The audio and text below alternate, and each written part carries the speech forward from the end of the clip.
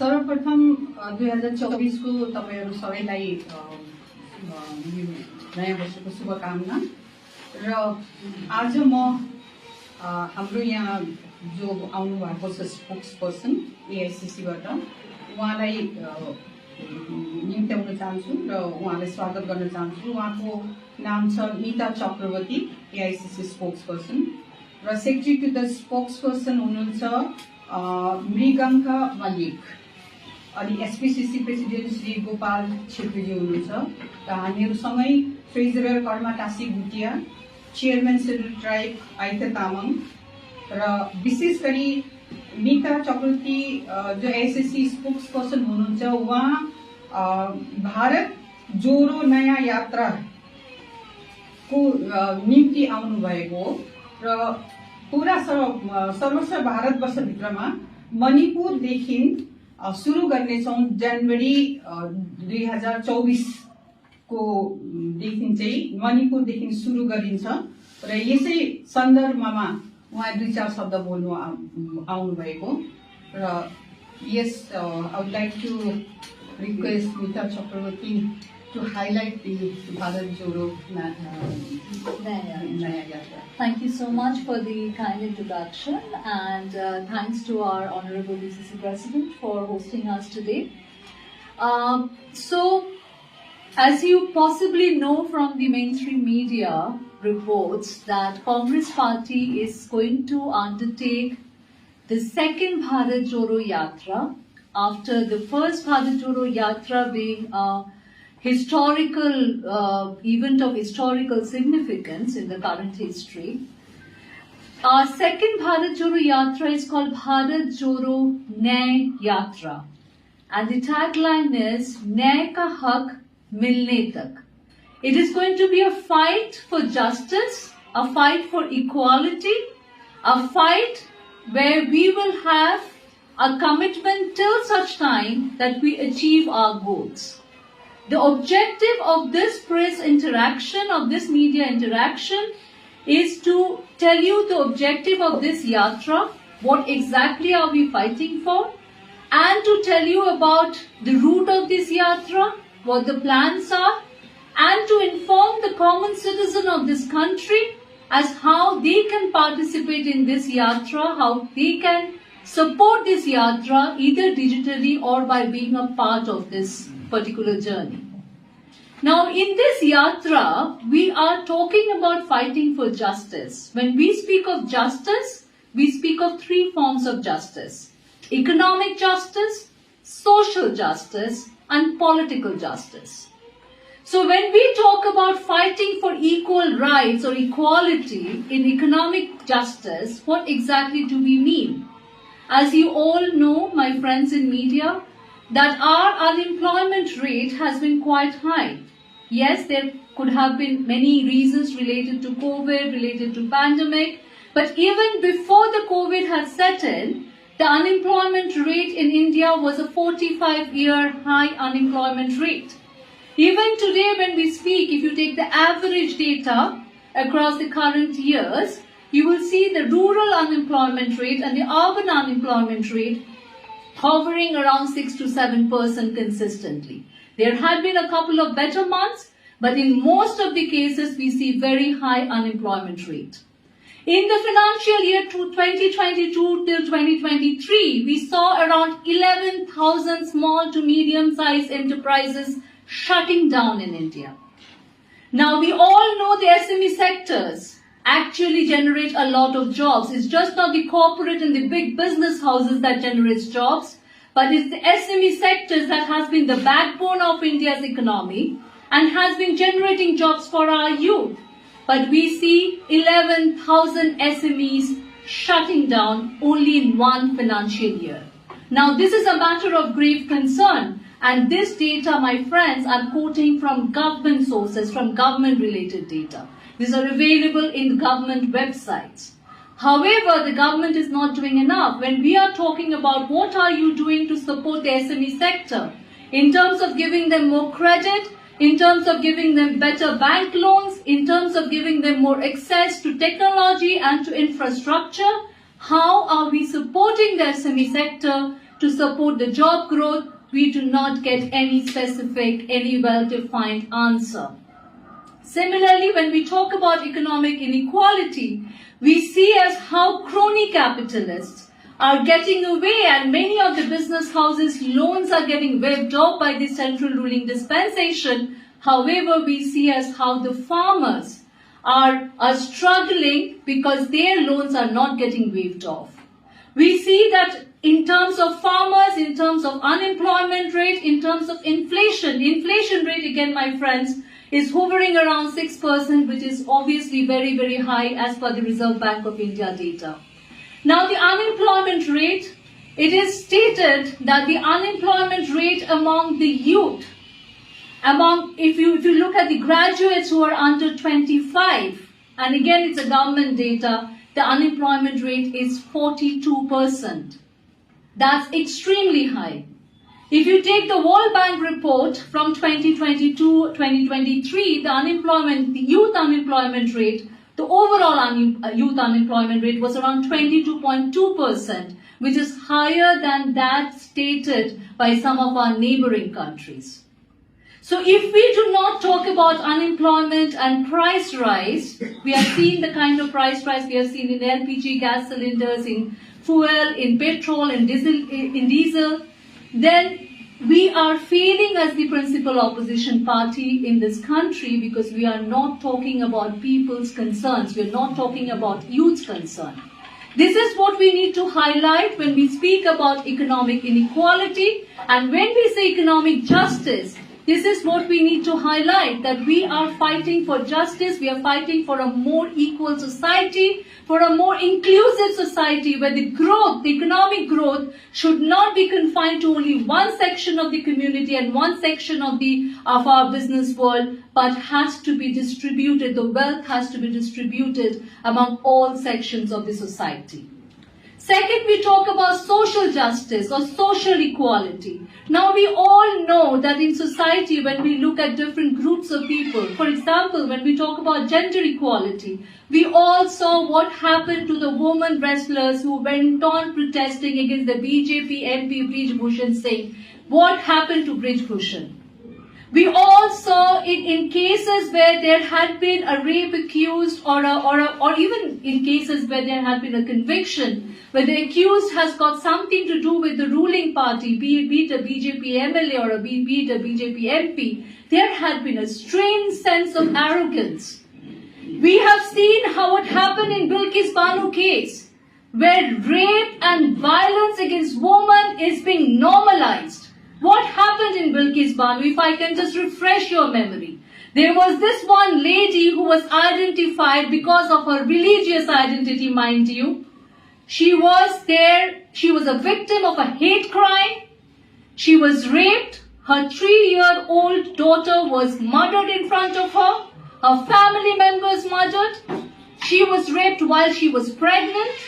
And after that, the rapists and the murderers, 11 of them, who gang raped her and who murdered people in her family, including the 3-year-old daughter, were convicted. They were just not accused. They were convicted. So it was proven beyond doubt that they were guilty. And despite that, the Gujarat government believed that their life sentence can be reduced and they can be set free. And what followed was even more shameful. They were garlanded and they were welcomed back into the society. It took the Supreme Court to intervene and say that it is not acceptable. Ladies and gentlemen, it's about time that each one of you, irrespective of which party you support, you need to stand up and say, is this the India that we really want? Is this the India that we really want to build? Is this the nation that we dreamt of building once? Now, when we talk about social justice and social equality and gender equality, it is this kind of equality we are trying to address. We are not going to accept another Bilkis Banu and another Bilkis Banu verdict where people, the rapists and the murderers, get accepted back and garlanded back as if it was some kind of a hero welcoming back happening in the society. That is not the kind of society that we want to build.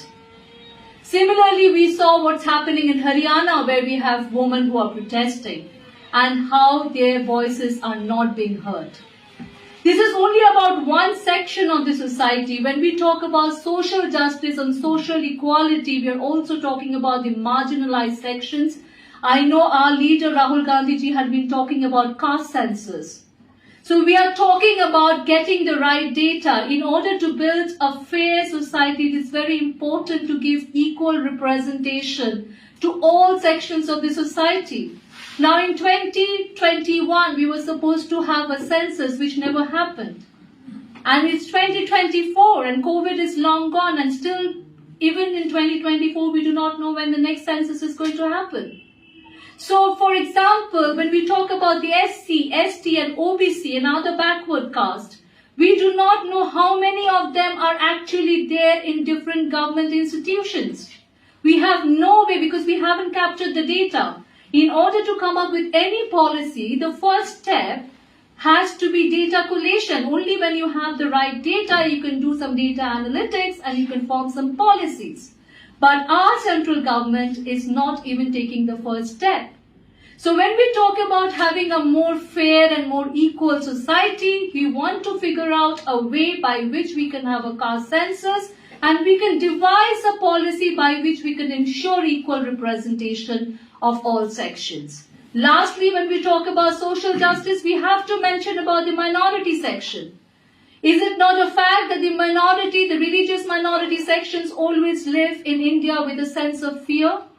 Is it not a fact that we need to do something to address the sense of fear, because India happens to be a secular nation that belongs to each and every single Indian equally living in this country? That is what Indian National Congress has always believed in. That is what each one of us has always believed in terms of believing in the idea of India. And it's about time that we fight for that social harmony and social equality and social justice. Finally, political equality or political justice.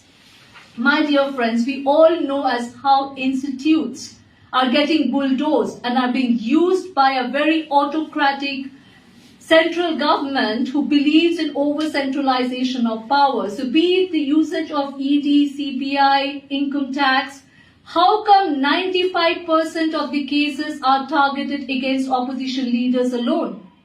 How come a Hemant Vishwa Sharma, Shubhendu Adhikari, Narayan Rane, Ajit Pawar, and the list is never ending. The moment they jump ship and the moment they join BJP, there is a magical washing machine and all the cases get dropped. So is it incorrect to say that this ED, CBI, income tax are nothing but tools of political negotiation being used by the central power? Is it not right that nowadays the panchayat and the nagar palikas, their resources are being cut down because there's an over-centralization of power that is taking place? There is no level playing field. And our fight is for political equality for all political parties and all political formation. We need a level playing field, be it the election commission, be it the investigating agencies. We do not want these agencies to be used as tools of political negotiation, because only when you have a level playing field for all political players, only when you do not have an over-centralization of power, can you have a free and fair system in this country. So that is what we mean when we say political equality or political justice. So our fight is for these three forms of justice: economic justice, social justice, and political justice. And these three forms of justice define the objective of Bharat Joro N.I.A. Yatra. Now in this yatra, it's going to take place from Manipur to Mumbai. We are going to cover 15 states, 110 districts. It will take place over 66 days, and the total route map has about 6,713 kilometers. In this particular press conference, along with our Honorable PCC President, we are going to launch this booklets, and I think a copy will be distributed to you as well. So whatever I said about the objective is going to be shared. If you can, please.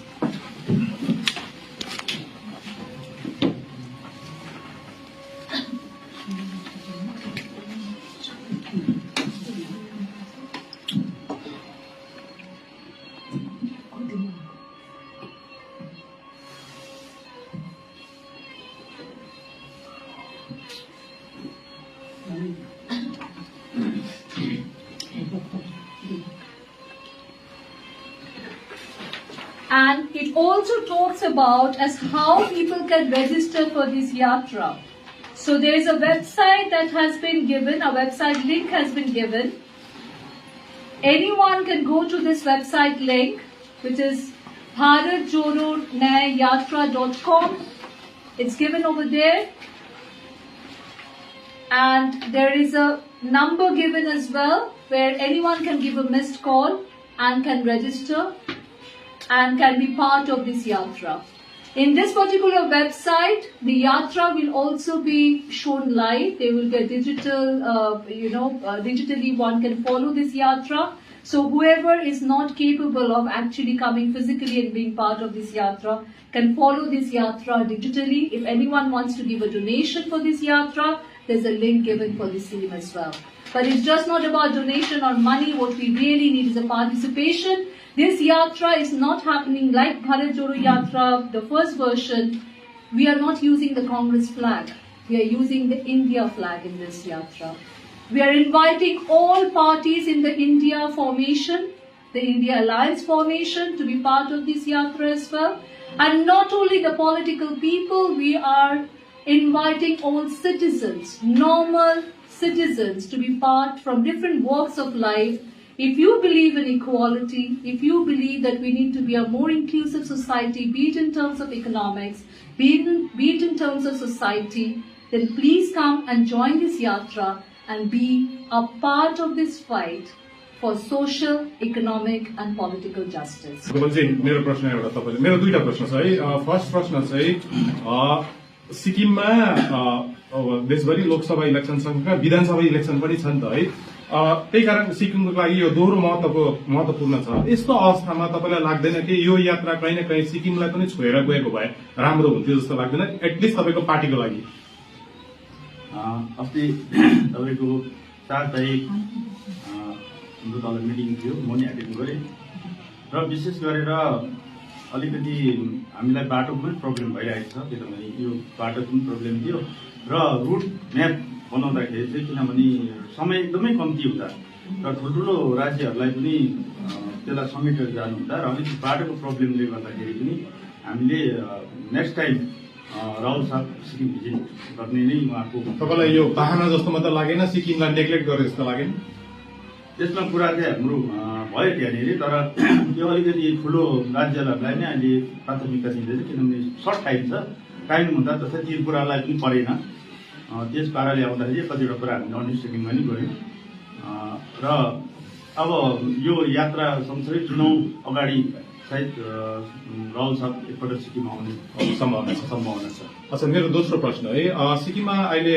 Rajya Sabha सांसदको इलेक्सनको समय छ है र भारतीय जनता पार्टीको उम्मेदवारलाई राज्यको सत्तारूढ party सँगसँगै उहाँको दाबी छ बीजेपीको दाबी छ कि एकमात्र विधायक एसडीएफ को उहाँबाट पनि सहयोग समर्थन प्राप्त भयो भन्ने छ है यसलाई लिएर तपाईहरुकोबाट आधिकारिक कुनै बयान अहिलेसम्म आएको छैन यो बारेमा तपाईको भन्नु के छ कांग्रेस पार्टीको स्ट्यान्ड चाहिँ के हुनुहुन्छ भने अब जस्तै अहिलेको सिनेरियोमा हेर्दाखेरि हामीले बीजेपीले आफ्नै तर्फबाट आफ्नै बल प्रयोग गरेर मैदानमा आउने केही अगाडिसम्म हामी सुन्दैछौँ है एसकेएमले त्यसमा केही कुरा गरेको थिएन तर जुन पाराले अहिले एसकेएम पार्टीले पूर्ण समर्थन बीजेपीलाई दिएको छ त्यसले एउटा कुरा स्पष्ट के भएको छ भने सिक्किममा जति एउटा के अरे सिक्किमको इस्युजहरू थियो है हुन सकेन उनीहरूले एकाअर्कामा दोषारोपण गर्थे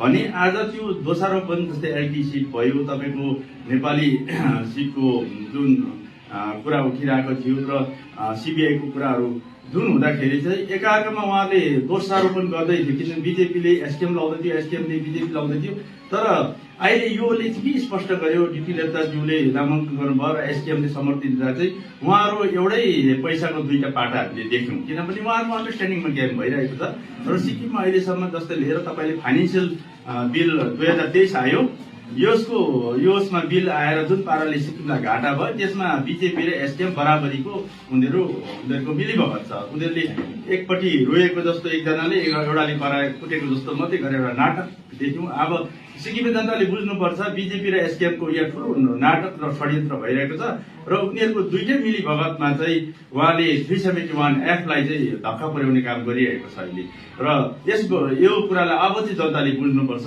किन केही अगाडिसम्म हामीले D.R. थापाको धेरैवटा बयान हेर्दाखेरि सायद एसकेएमले गल्ती गर्दै थियो होला उहाँहरू बोल्नु हुँदै थियो भने तर यो समर्थनले चाहिँ स्पष्ट जनायो किनभने आज एसकेएम पार्टी चाहिँ पूर्ण बहुमतमा छ बिजेपी हेरेर राज्यसभा त एसकेएमले आफ्नो उम्मेद्वार दियो भने त उ त त्यसै जितिहाल्छ किनभने उनीहरूकोमा मेजोरिटी छ त उनीहरूकोमा मेजोरिटी हुँदा हुँदै एउटा सिट मानौ जसरी 2टा सिट बेचेको थियो अब यो राज्यसभा पनि बेच्यो यसरी नै उसले पटक पटक सिट बेचेर आफ्नो चौकी जोगाउने आफूलाई जोगाउने र सत्ता जोगाउने मात्रै नाटक गरेको छ सिक्किमको लागि उसले केही सोचेर काम गरेको छैन किनभने अब जनवरी भित्रमा म जति पनि कामहरू गर्नु छ जति पनि मैले रेगुलराइज गर्नु छ त्यो म टोटल गर्छु भने आज तपाईको 11 तारिक भइसकेको छ आजसम्म केही छैन अब उनीहरूले सीबीआई को मुद्दा थियो हामी पहिलोपल्ट सीबीआई ल्याउँछौँ भन्यो बीजेपीको वहाँनेरि गभर्नमेन्ट एब्सोल्युट मेजोरिटीको गभर्नमेन्ट तल छ यहाँनिर उहाँहरू टाइअपमा हुनुहुन्छ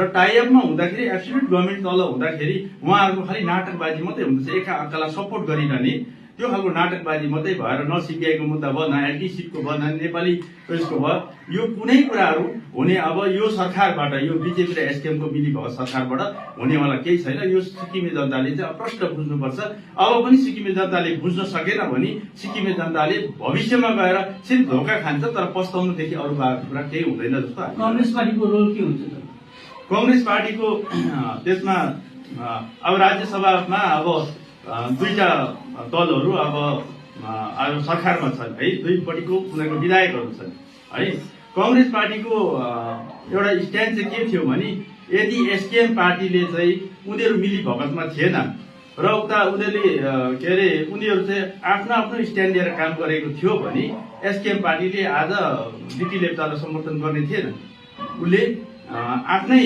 उम्मेदवार उठाएर एकदमै उसले जितिरहेको छ किनभने ऊ बहुमतमा छ उसको संख्याबल बेसी छ उसले जितिरहेको हुँदा हुँदै पनि आज किन उहाँ डीटी लेप्चालाई छोडेर समर्थन गर्नुको पछाडि के कारण छ त कांग्रेस पार्टीको जनार्दन र भावी कार्यक्रम के छ हामी अब यो जुन आज यो जुन चाहिँ आज जुन तपाईहरुसँग भेटघाट गरेर स्पोक पर्सन आएर भन्नुभयो आजदेखि तपाईले बुझ्नुहोस् हाम्रो कार्यक्रम अब तपाईले देख्दै जानुहुन्छ हामी यसरी कार्यक्रम अगाडि लाँदै जान्छौँ के अरे जुन अब इलेक्सन आउने केही महिना मात्रै बाँकी छ है अनि सांगठनिक रूपमा सिक्किममा कांग्रेस त्यति बलियो स्थितिमा छैन है यस्तो अवस्थामा यो जुन 2024 को यो जुन नयाँ साल लागि पनि सकियो है यो जुन आउने आम चुनावमा तपाईहरुको सहभागिता कस्तो हुनेछ तपाईहरु चुनाव लड्ने हो 32 क्यान्डिडेट दिने हो कि के सोच्नु भएको छ हामीहरु जतिसक्दो क्यान्डिडेटहरु सबै हामी कुरा भइसकेको छ हामी क्यान्डिडेटहरु छिटै नै दिन्छौं हामी बातहरु भइसकेको छ क्यान्डिडेटहरु कहाँबाट कसलाई दिने भन्ने कुरा भइसकेको छ हामी अहिले त्यो खुलासा गरिहाल्दैनौँ कुनै क्षेत्रीय पार्टीसँग गठबन्धनको सम्भावना छ अहिले गठबन्धनको सम्भावना केही पनि छैन